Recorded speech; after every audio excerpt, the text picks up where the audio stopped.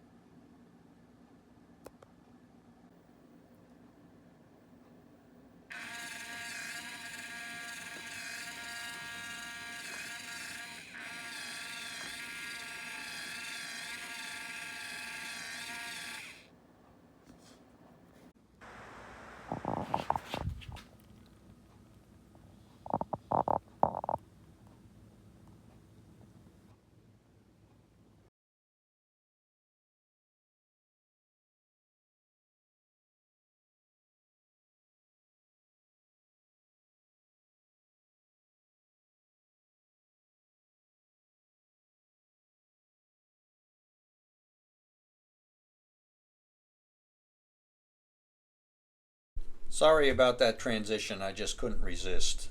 This is the bare board without any hookups, just showing the basic interfaces and devices that it will control or talk to. Four single LEDs or two LEDs and two LED strips, four RC servos, four switches of any type, optical, magnetic, or mechanical, a multi-line alphanumeric LCD display, four A to D channels, and the serial interfaces for talking to the host GUI, and on the far left there's a TV IR remote control interface for a Sony remote. For those of you who would like to understand a little bit more about how this all works, this is the source code, the high-level source code that is driving the board that makes all the devices go. So it's kind of structured after C. The C language uses standard syntax like ifs and loops and that kind of thing, but it's obviously customized to control devices. The top part here is like the C preprocessor. It allows you to define text to be replaced by a single name. So in other words, servo A I define as servo 11, which is the address of the first servo on the board. Whenever the compiler sees servo A down in the program, it'll replace it with servo 11. So it just makes the code a little more readable. If we go down a little bit, to set up a servo, you need certain parameters. These tell it for this particular servo, which is a continuous rotation servo, the maximum angle, and this comes from the manufacturer's site, the minimum pulse width, and the maximum pulse width to drive it correctly with the PWM signal. Here's where the program starts. It always contains at least one thread. This code is multi-threaded, so you can have more than one thing going on at a time, and if you're waiting for something in one thread, it's not holding up activities in the other thread.